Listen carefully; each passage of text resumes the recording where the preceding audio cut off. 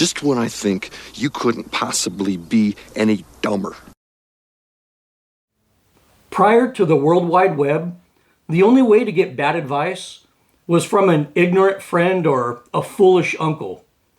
Idiots and fake experts didn't have a voice because there was no web for them to use as a platform. Back in the day, the only people that had influence in the hunting and firearm world were the true experts.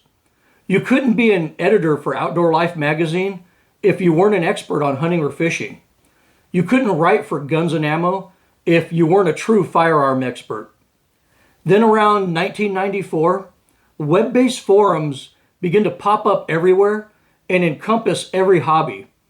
Almost overnight, anyone could sit behind their keyboard and convince us all that they were lawyers, ninjas, snipers, mechanics, and Navy SEALs. And for the first time, fake experts can gain an audience and lots of attention with no consequences.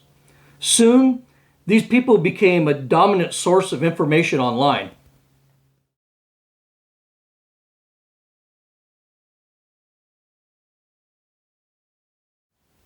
A few years ago, I watched a video by Paul Harrell where he attempted to explain fake experts in the firearm world. And what I realize now is that St. Paul wasn't describing a fake expert. What he was really describing is an idiot. More specifically, he was describing an ignoramus. Idiots are not easy to spot at first glance like you think they are, because most of them pretend to be smart, but there are some clinically verified traits that they always exhibit. The first thing is that idiots are very close-minded and will never admit when they're wrong. Idiots will never admit that they don't know something. They believe that smart people just know everything and are always correct, so they cling to that notion in order to maintain the illusion of intelligence. Idiots also approach debate or disagreement with a straw man argument. If you say, Biden is responsible for massive inflation, an idiot will counter with, but Trump hates Mexicans. If you post, the VLD is a fragmenting bullet, an idiot will reply with, but the TSX has low BCs. Idiots usually don't possess enough knowledge or logic to actually debate or discuss a topic using facts and sound reasoning. So they always defer to the straw man fallacy to work their way through a discussion. Idiots also suffer from a complete lack of comprehension. When I clearly state this bullet is all copper, an idiot will post, you should tell people that that bullet is all copper. And idiots also like to comment on videos or articles without actually reading them or watching them, so they never do any research. And lastly, idiots lack the capability for critical thinking. Just recently, people wrote in my video comments things like, a bullet keeps speeding up after it leaves the barrel, and it's impossible for stainless steel to rust. And one guy even told me that human strength can never break a nylon string.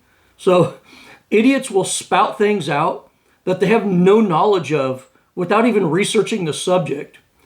And often, very often, idiots will repeat things that other idiots say because for some odd reason, idiots find other idiots believable. So I hope I gave you the tools to easily spot an idiot.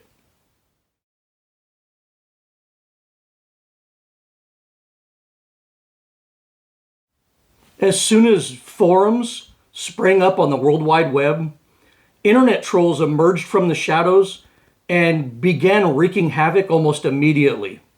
By definition, a troll is a person who posts inflammatory, digressive, highly exaggerated, and off-topic messages online. Some trolls do this on purpose, for the sole purpose of personal amusement. The more discourse and chaos that they cause, the more gratifying it is for them. They just love stirring up drama and destroying platforms. Most moderators and content creators find these types right away these days and weed them out pretty quick.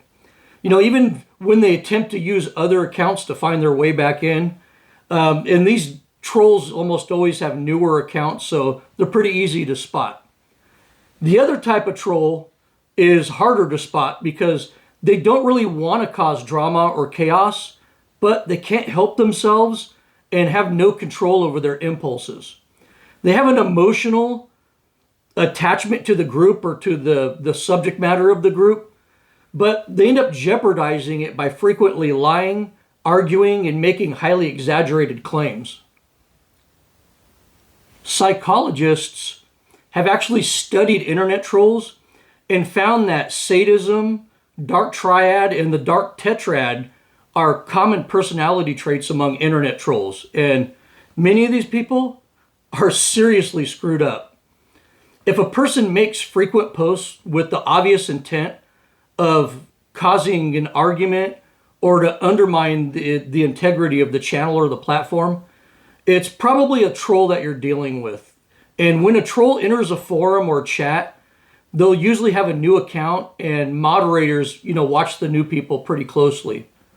But for that other type of troll I talked about, they're also pretty easy to spot. If a person continuously makes really outrageous claims like, I bought 20 scopes from that company and they all broke within the first month. People like that are definitely trolls. And what you'll also find is these types of trolls love to provide you with product reviews of things they've never owned or used. On YouTube, trolls are really easy to spot. YouTube creators have actually a lot of tools at our disposal these days for weeding out the internet trolls. My favorite tool is the mute function, where the troll thinks they're posting comments, but only they can see it. And that's kind of our way of trolling the trolls.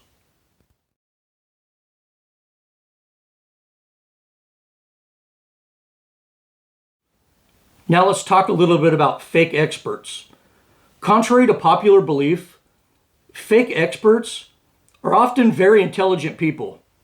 Some fake experts are just too self-absorbed to realize that they're not experts, but other fake experts know the truth, but they use their intellect to deliberately deceive you. The first methodology of a false expert can be described as the Dunning-Kruger effect. The Dunning-Kruger effect happens when people with limited competence overestimate their own abilities. If you watched the Backfire video last month, where he challenged an internet expert to back up his shooting skills, and that expert failed in every way possible, that guy suffered from the Dunning-Kruger effect.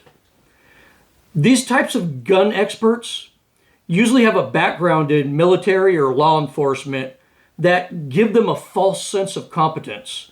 They think that they know so much already that actually testing their knowledge or skill is completely unnecessary. Unfortunately, their background or credentials often lure unsuspecting people into believing these fake experts. And the second type of fake expert is what I call the deceiver. And deceivers don't suffer from the Dunning-Kruger effect. They know they're not experts, but this type of false expert goes out of their way to create a fake persona and image in order to deceive people into following them. They like to tout fake accomplishments and tell these outlandish stories that never happened. These guys will tell you that they were friends with Jack O'Connor, or, they were special forces operators. They'll tell you that they shot 400 deer at 600 yards and none of them ever took a step. Oh, the stories they like to tell. The motive for fake experts really has nothing to do with personal gratification like it does with a troll. The motive of the fake expert is purely attention and or profit, and these guys are usually screaming for attention. Fake experts are very easy for real experts to spot.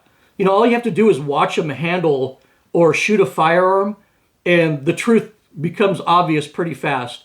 It usually takes me about 3 to 5 minutes to see if a person is actually squared away. Fake experts usually have a hard time on YouTube though, because they have to actually do the things that they claim to be experts at for everyone to see, because YouTube is a visual platform. But in the end, you have to understand what the definition of an expert really is. You have to be careful not to label everyone as a fake expert. You need to realize that there are varying levels of being an expert. You know, a small town cardiologist is a heart expert, but so is the professor of cardiology at Harvard University.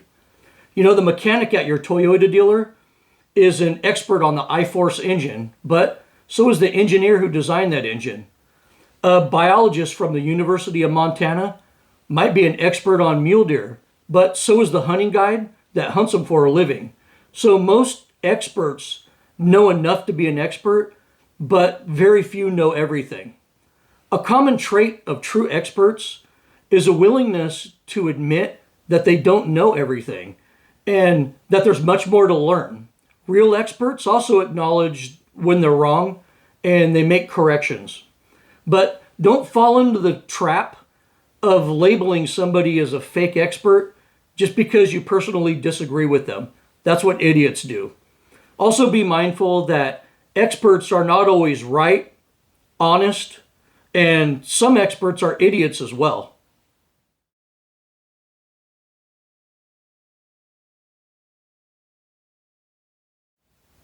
I'll admit it, this video has been on my mind for a very long time, and I'm kind of glad I threw it together.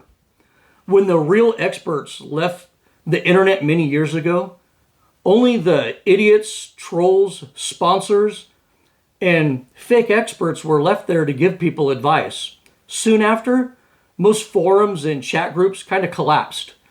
On social media, which is still very active, people really refuse to make friends with trolls or fake experts, and those types of people aren't invited into private groups where most discussions take place these days.